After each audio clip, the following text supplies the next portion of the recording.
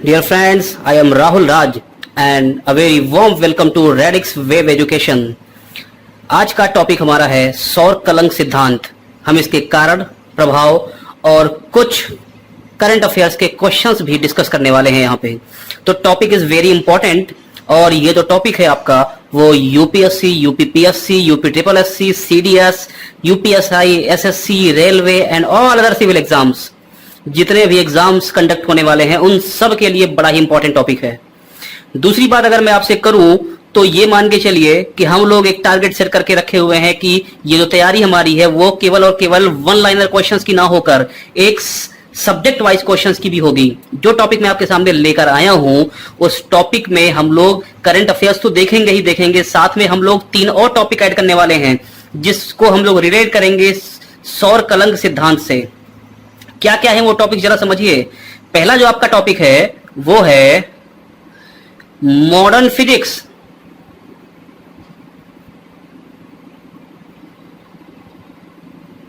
First topic is modern physics, add करेंगे इसमें।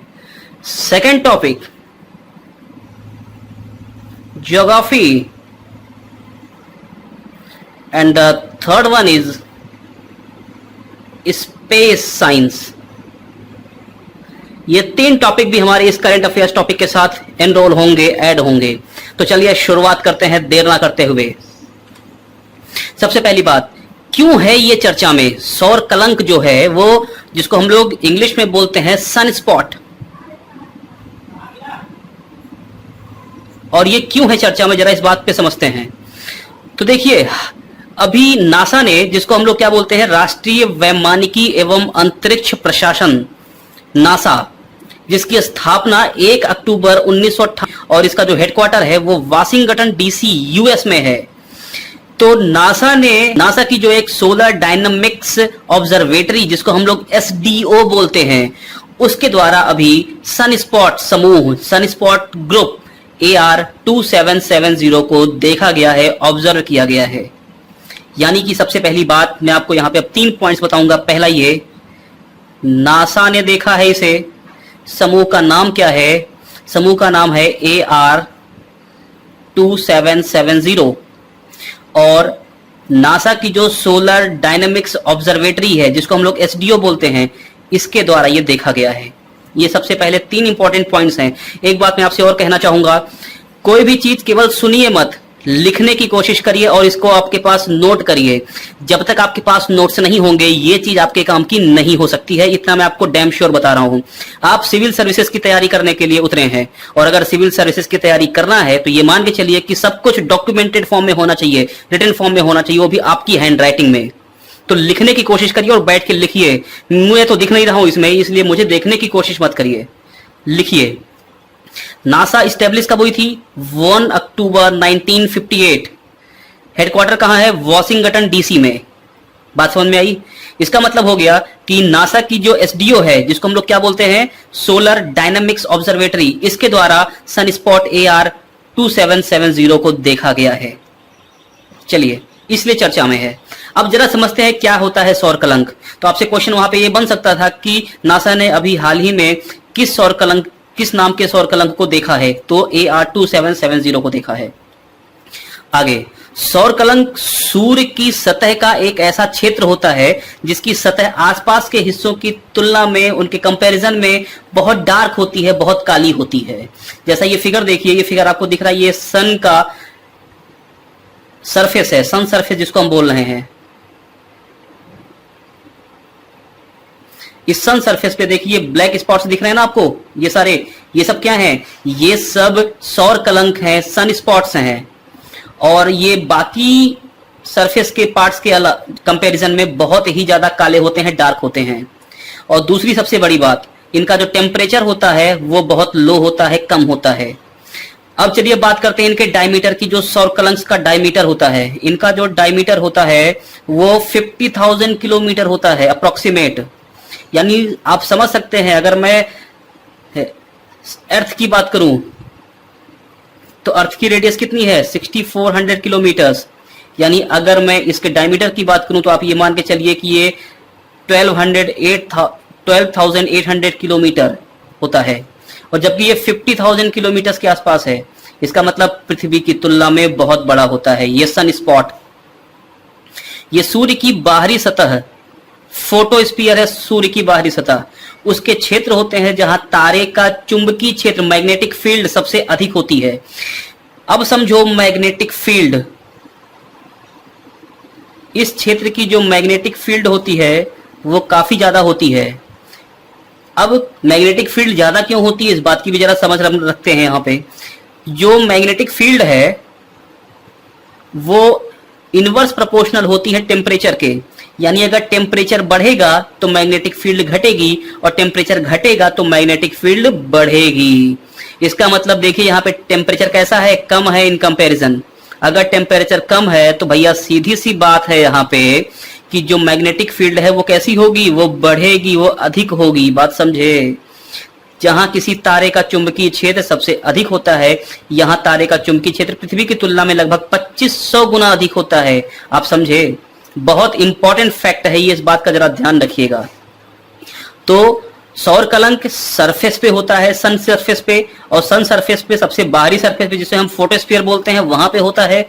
यहाँ का टेम्परेचर जो है वो लगभग कम होता है और इनका जो डायमीटर वगैरह है वो लगभग 50,000 किलोमीटर के आसपास होता है। पृथ्वी की तुलना में ये जो चुंबकीय क्षेत्र है, मैग्नेटिक फील्ड है, वो 2500 गुना अधिक होती है। और टेम्परेचर अगर बढ़ता है तो मैग्नेटिक फील्ड घटती है, टेम्परेचर घटता है तो मैग्नेटिक फील्ड बढ़ती है। इस बात का आप जरा यहाँ पे ध्यान रखिए। चलिए आगे। अब ये बहुत काम की चीज नहीं है लेकिन फिर भी जरा समझिए। ऐसा माना जा रहा है कि सौर कलंक का 25वां चक्र, साइकिल, सूर्य के इंटरनल पार्ट में चल रहा है, यानी कि आंतरिक भाग में चल रहा है। ऐसा माना जा रहा है कि जो 25वां चक्र है वो सन के इंटरनल पार्ट में चल रहा है, आंतरिक भाग में चल रहा है। तो पूर्ण विकसित सौर कलंक हाल ही में दिखने लगे हैं, जिनकी पहचान किसमें की गई है, सन स्पॉट समूह यानी AR2770 के रूप में की गई है। तो ये किस साइकिल के अंतर्गत है, ये 25वें साइकिल के अंतर्गत हैं। AR2770 के ऑब्जर्वेशन से ये पता चलता है कि सौर कलंक का जो 25वां चक्र है, 25वीं साइकिल है, वो सरफेस पे, सोलर सरफेस पे दिखना शुरू हो गई है। देखिए, जो भी साइकिल स्टार्ट होती है वो इंटरनल पार्ट से स्टार्ट होगी। इंटरनल पार्ट से स्टार्ट होते होते जब वो बाहरी सरफेस पे आ जाएगी, फोटोस्फीयर पे आ जाएगी, तो वो दिखनी शुरू हो जाएगी। तो अब ये 25th साइकिल की हम बात कर रहे हैं, उसमें जो ये स्पॉट्स हैं वो बाहर आ गए हैं, फोटोस्फीयर पे आ चुके हैं और वहां पे अब दिखना प्रारंभ हो चुके हैं। तो ये सौर चक्र है क्या, जो सोलर साइकिल की हम बात कर रहे हैं, ये है क्या, जरा इसको भी समझते हैं। तो जो सन स्पॉट्स हैं वो बेसिकली ग्रुप्स में दिखाई देते हैं, वो सिंगल नहीं दिखते, वो कई सारे ग्रुप में होते हैं। तो उनका अपना एक मैग्नेटिक फील्ड भी होता है। जितने भी सन स्पॉट्स हैं उनका अपना क्या होता है, मैग्नेटिक फील्ड।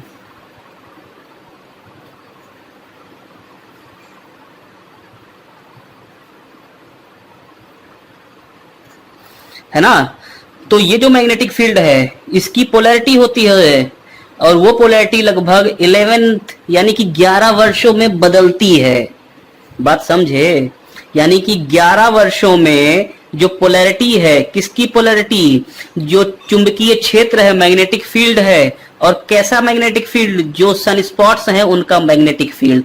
यानी सन स्पॉट्स का जो मैग्नेटिक फील्ड है, इस मैग्नेटिक फील्ड की जो पोलैरिटी है वो पोलैरिटी 11 वर्षों में, 11 ईयर्स में इनकी पोलैरिटी चेंज होती है और इसी को हम क्या बोल देते हैं, सोलर साइकिल यानी कि सौर चक्र बोलते हैं। तो सनस्पॉट्स की संख्या में लगभग 11 वर्ष के चक्र के दौरान वृद्धि होती है तथा कमी होती है। यानी कि 11 वर्षों में या तो ये बढ़ेंगे प्रीवियस साइकिल के दौरान, प्रीवियस साइकिल के कंपैरिजन में, या तो ये बढ़ेंगे या फिर ये घटेंगे। भाई हो सकता है प्रीवियस साइकिल में 2 करोड़ सन स्पॉट्स हो, इस समय 10 करोड़ सन स्पॉट्स हो, तो हो सकता है कि सन स्पॉट्स की संख्या बढ़ गई हो और हो सकता है कि सन स्पॉट्स की संख्या घट गई हो। तो जो कमी या वृद्धि होती है उन्हें सौर कलंक के विकास और ह्रास का चरण कहा जाता है, stage of development and reduction of sun spots, जिन्हें सौर कलंक के विकास और ह्रास का चरण कहा जाता है। और ये किन दौरानों में होते हैं, ये 11 वर्षों के चक्र के दौरान होते हैं। वर्तमान में इस चक्र की न्यूनतम संख्या या ह्रास का चरण चल रहा है। इसका मतलब हो गया कि अगर हम प्रीवियस साइकिल की बात करें तो उस साइकिल के कंपैरिजन में जो ये करंट साइकिल चल रही है 25वीं साइकिल, इसमें जो सन स्पॉट्स की संख्या है वो कम हो चुकी है। वर्तमान सौर चक्र की शुरुआत वर्ष 2008 से मानी जाती है। यानी हमारा जो सौर चक्र वर्ष चल रहा है ये किस वर्ष से चल रहा है? ये 2008 से चल रहा है, जो अपने सौर न्यूनतम चरण में है, यानी कि ये अपने मिनिमम सोलर मिनिमम स्टेज में है। चलिए मैं फिर से बोल रहा हूं, नोट करते हुए चलिएगा भाई साहब। सौर कलंक से जुड़ी हुई घटनाएं। पहली घटना सोलर फ्लेयर्स। अब ये बड़ी इंपॉर्टेंट घटनाएं हैं, इनको आप नजरअंदाज ना करें और बिल्कुल नोट करके हुए चलें। तो देखिए क्या है ये सोलर फ्लेयर्स। सूर्य के निकट जो चुंबकीय क्षेत्र की जो रेखा, देखो चुंबकीय क्षेत्र होगा तो चुंबकीय रेखाएं होंगी, और जब दो चुंबकीय रेखाएं एक दूसरे को क्रॉस करेंगी या एक दूसरे से टच हो जाएंगी तो क्या होगा? तो वो एक बहुत तगड़ा विस्फोट करेंगी, एक ब्लास्ट करेंगी, क्योंकि ये क्या है? ये टाइप ऑफ एनर्जी है। तो अगर इनमें ऊर्जा का अचानक विस्फोट होगा तो जिसी के कारण सोलर फ्लेयर्स उत्पन्न होते हैं। समझो क्या है सोलर फ्लेयर्स? सूर्य के निकट जो मैग्नेटिक फील्ड है तो चुंबकीय क्षेत्र की रेखाओं के टच, स्पर्श, क्रॉसिंग, एक दूसरे को क्रॉस करना, या उनके पुनर्गठन, फिर से उनका गठन हो, फिर से उनका रिकंस्ट्रक्शन हो के कारण होने वाली ऊर्जा एनर्जी का अचानक विस्फोट है, यानी ब्लास्ट है, और ब्लास्ट के कारण सोलर फ्लेयर्स का जन्म होता है। इस बात को नोट करिए। अब जरा समझिए, एक सोलर फ्लेयर से अगर हम एनर्जी की बात करें तो लगभग कितनी एनर्जी जनरेट होती हैं, जरा इस बात को समझने की कोशिश करते हैं। सोलर फ्लेयर्स के विस्फोट से उत्पन्न ऊर्जा वर्ष 1945 में हिरोशिमा पर जो लिटिल बॉय नामक एटम बम गिराया गया था, परमाणु बम गिराया गया था, लगभग उसके बराबर होती है। समझ पा रहे हो? सोलर फ्लेयर्स के विस्फोट से उत्पन्न जो एनर्जी है वो 1945 में हिरोशिमा पर जो लिटिल बॉय, अब ये भी समझो कि हिरोशिमा पर कौन सा बम गिराया गया था? लिटिल बॉय नाम का। इस लिटिल बॉय नाम के परमाणु बम के ऊर्जा के लगभग बराबर होती है। क्लियर है बात? चलिए आगे बढ़ते हैं। Coronal mass ejection, CME। तो ये CME क्या है, इसको भी जरा समझिए। देखिए, सूर्य के कोरोना से प्लाज्मा एवं चुंबकीय क्षेत्र का ये एक विस्फोट है जिसमें अरबों टन कोरोनल सामग्री जनरेट होती है, और इससे पिंड के चुंबकीय क्षेत्रों में यानी मैग्नेटिक फील्ड्स में परिवर्तन हो जाता है। यानी कि एक बहुत बड़ा विस्फोट जिसको आप बोल सकते हो, ये चुंबकीय क्षेत्र का बहुत बड़ा विस्फोट है। आपको दिख रहा होगा, ये देखिए विस्फोट है, इसके कारण बहुत सारे कोरोनल्स का जनरेशन हो रहा है, जनरेट हो रहे हैं, और इसके कारण जो मैग्नेटिक फील्ड्स हैं उनमें चेंजेस आ सकते हैं। अरोरा की घटना क्या होती है? जो सोलर विंड्स होती हैं, सौर पवन के कारण मैग्नेटोस्फीयर में परिवर्तन होता है। तो सौर पवनों के कारण मैग्नेटोस्फीयर में जो परिवर्तन होता है, जिससे पृथ्वी के दोनों ध्रुव, दोनों पोल्स यानी कि साउथ एंड नॉर्थ पोल्स, दक्षिणी और उत्तरी ध्रुव में ग्रीन कलर के, लाल कलर के, रेड कलर के और नीले यानी कि ब्लू कलर के मिक्सचर से एक लाइट जनरेट होती है, एक प्रकाश उत्पन्न होता है, और उसी प्रकाश को अरोरा या ध्रुवीय ज्योति कहा जाता है। समझे बात?